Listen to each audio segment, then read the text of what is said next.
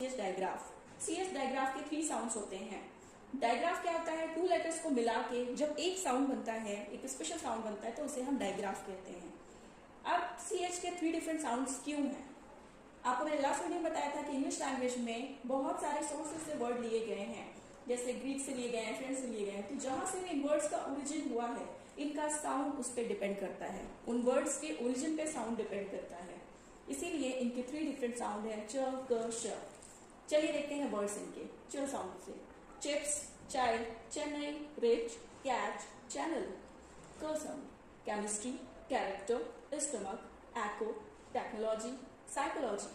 श sound, chef, parachute, brochure, Sandy, cache, machine.